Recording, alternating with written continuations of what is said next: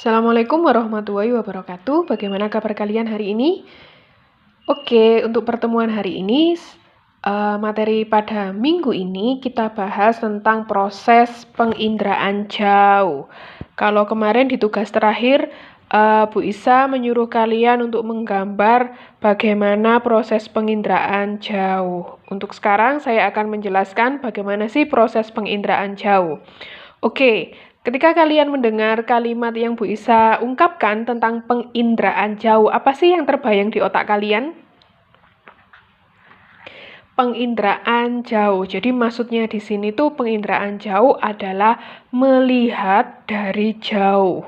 Otomatis karena mata manusia itu terbatas sehingga penginderaan jauh itu atau melihat dari jauh selalu dibantu dengan alat bantu seperti itu. Nah, kalau proses penginderaan jauh yang dimaksud di geografi ini, kita melihat dari jauh salah satu objek dan kemudian kita akan mendapatkan hasilnya berupa foto atau non-foto. Nah, dari hasil itu tadi kita dapat menganalisisnya. Oke, proses penginderaan jauh. Sumber utama dari proses penginderaan jauh itu adalah sinar matahari. Nah, ini ada sinar matahari, Bu Isa gambarkan seperti ini ya. Sinar matahari. Sinar matahari ketika dia sampai ke bumi, dia akan menemui 3 hal ya. Jadi sinar matahari itu yang pertama ada yang diserap oleh bumi. Jadi diserap oleh bumi. Kemudian ada yang dihamburkan. Kalau dihamburkan itu gambarnya seperti ini, pecah. Nah, ini namanya dihamburkan. Dan satu lagi sinar mataharinya ada ketika dia mengenai salah satu objek, maka akan dipantulkan.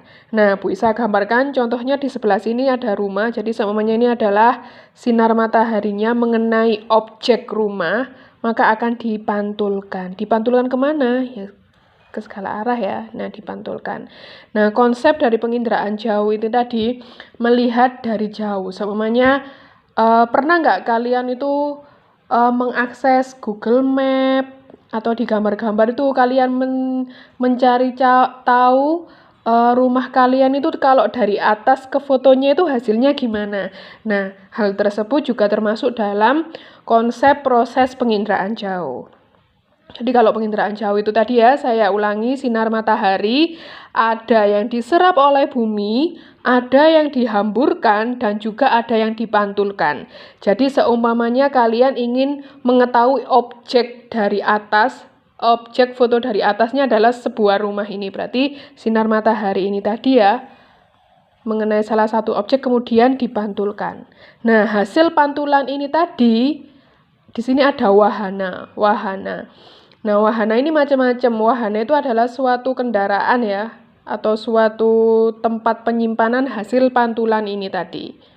Nah, disimpan di wahana, diserap oleh sensor. Wahana, untuk wahana ini macam-macam, Rek. Jadi wahana itu bisa di pesawat atau bisa dari satelit, seperti itu. Jadi dulu sebenarnya penginderaan jauh itu adalah awalnya ditemukan dan sampai bisa berkembang seperti ini, awalnya itu untuk kegiatan mata-mata pada Perang Dunia Pertama dan Kedua. Jadi untuk kegiatan mata-mata sekutunya atau musuhnya, nah itu dipantau dari atas seperti itu. Jadi kalau zaman dahulu pesawat, di kakinya pesawat itu ada kameranya. Lah kamera itu tadilah yang akan memotret hasil pantulan dari sinar matahari ini tadi.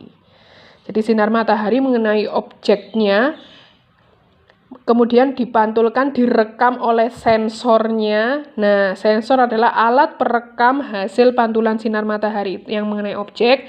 Nah, setelah direkam oleh sensor ini tadi, hasil pemotretannya dikirim ke bumi. Jadi dikirim ke salah satu kantor untuk dicetak. Jadi dikirim dalam bentuk sinyal-sinyal. Kalau ini adalah hasil pemotretan daerah A, B, atau C.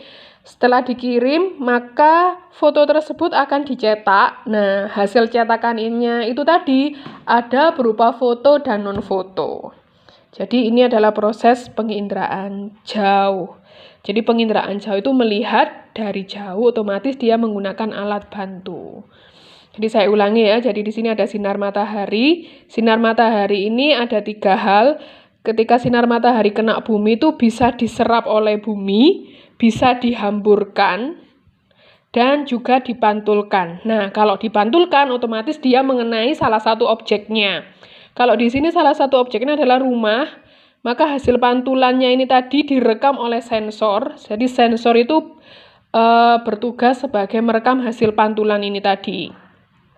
Setelah terekam oleh sensor, kemudian datanya itu tadi dikirim melewati sinyal-sinyal, dikirim ke bumi, ke salah satu kantor yang nanti endingnya itu akan dicetak.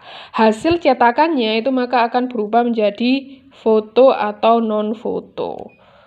Itu proses penginderaan jauh. Oke, dari sini terima kasih. Wassalamualaikum warahmatullahi wabarakatuh.